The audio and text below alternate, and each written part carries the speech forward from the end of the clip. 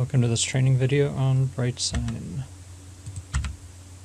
After mastering the content of this course, you should be able to create new presentations in BrightAuthor using images and videos, schedule your presentations in BrightAuthor, and publish scheduled presentations to either a networked or a standalone Brightsign unit. To follow along, you'll need a current version of BrightAuthor. You can download that from the Brightsign website. Brightsigns can be set up in two major modes, either standalone, if no network connection is available. Typically that's done using either the SD card. You can publish content to the SD card and put it back in the Brightsign, or via USB stick. You can publish to a USB stick, plug it into the Brightsign for it to copy files, and then unplug it and take it to the next one or take it with you.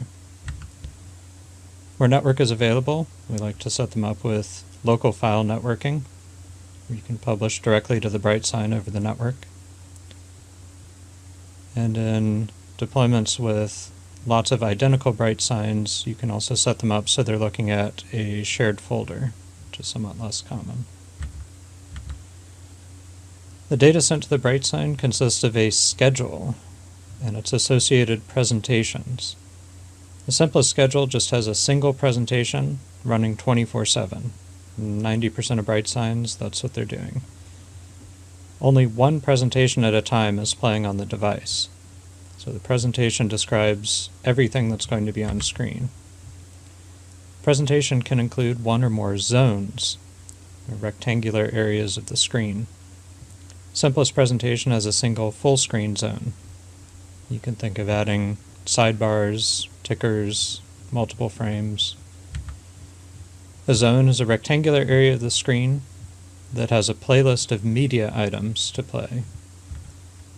And those are images or videos for playback on the Brightsign. So let's dive into BrightAuthor and see what we have. The first time you open it up, you'll have a few questions to answer, and it'll remember your answers for the next time, but you'll need to know what model of Brightsign you're using. The XT243 is a pretty common one, but you may have any number of other models depending on what options you needed. You also need to select your screen resolution. 1920 by 1080 at 60 frames is very common for digital signage. If you have a 4K display, you may be running 3840 by 2160 at 60 frames. Those are the two most common options. You can set up your monitor for portrait if it's rotated 90 degrees. And then once you're ready, give your presentation a name, and we'll go ahead and create it. The simplest presentation, as we talked about, has a single zone, full screen. You'll set up a playlist of content items to appear in that one zone. There's also other possibilities, and you can completely customize the zones, create your own layout if you like. We'll start with a simple full screen layout. On this page, you are editing the playlist for zone number 1. You'll see over here it's selected. The media library, here in the lower left, is browsing the files that it's found in this folder, whatever it defaults to for you. You can browse to a different folder. You can select media items from this folder, and you just drag them into the playlist here. These items will play in the order that you drag them in a continuous loop. For images, when you double click on them, you have the option to decide how long they'll stay on screen. If you have something that's more information dense, it may need to stay on screen longer. You can transition to the next. Fade is a pretty common option here. And the transition duration. Those are set for each of the items individually. You can also add videos to the playlist, although there's substantially fewer options for videos. So all of these will play in sequence and then continue repeating. There are more advanced possibilities with interactivity that we can certainly discuss depending on what your needs are. Once you have your presentation together, all of the content that you want and the frames that you want them to be in, you can go over here to the Publish tab. It'll prompt you to save your changes to the presentation you were just working on, so go ahead and save that. And by default, it will create a schedule for you that has the presentation you were just working on scheduled 7 days a week, 24 hours a day. Again, this is the simplest possible schedule, and quite often that's all you need. However, if you want to have multiple presentations split up by time of day, you can do that. So if we say our demo presentation here is going to be the normal morning schedule, we'll do this every day. You can set up Monday through Friday, any other sort of recurrence that you want here. We'll say this is just going to run from 8 a.m. to 11 a.m. Now we can see it on our calendar here. And we'll bring in another presentation that we created earlier. This one's called Lunch Menu. We want to run this one from 11 a.m. to 1 p.m. Again, we'll do this daily. That didn't quite work. Recurring daily. There we go.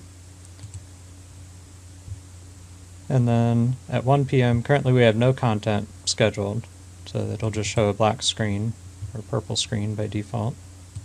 So we'll go back to the demo playlist that we were working on through the end of the day. So we have a simple schedule here. Brightsign will automatically switch between these presentations. Once you've got the schedule set up the way you like it, you should save a copy of that. This is separate from the presentations that you've created.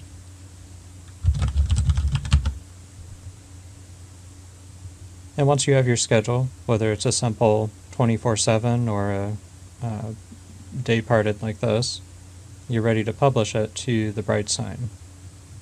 If you're publishing to an SD or USB stick, then you'll have local storage selected here at the top.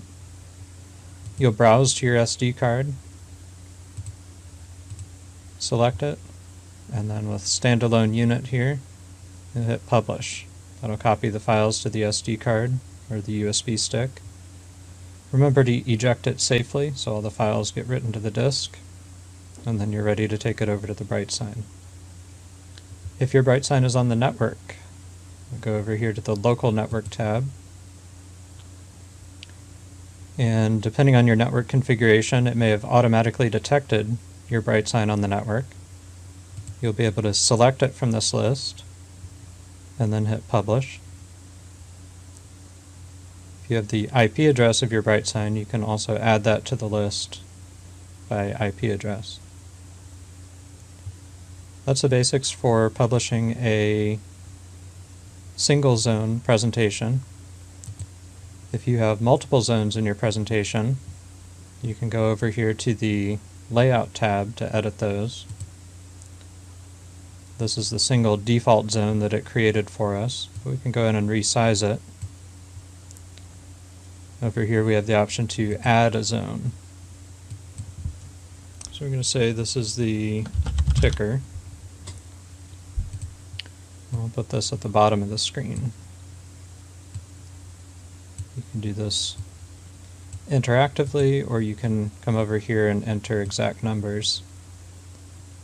Once you have the layout set the way you like it, though, I do recommend that you use the exact numbers when you're creating your image files. You'll get the best results if you generate your image files for exactly the dimensions of the zone that you've created. If you make a normal 1920 by 1080 image here, it will appear squashed when it resizes it to make room for the ticker. So now we have a simple presentation with two zones.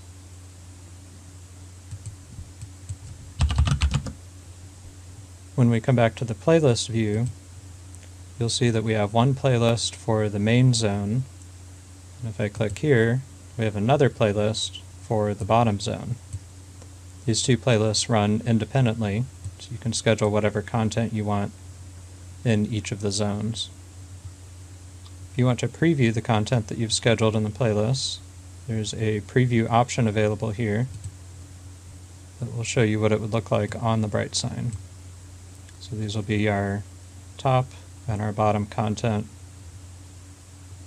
rotating through at the default 6 seconds per image. Again, all of this goes into a single presentation. You can publish it just like normal. This is our new updated demo presentation. That's it for the demo. If you'd like to learn more about BrightAuthor, Brightsign has a user guide available, as well as some video training resources. I hope this was helpful for you. Thanks for watching.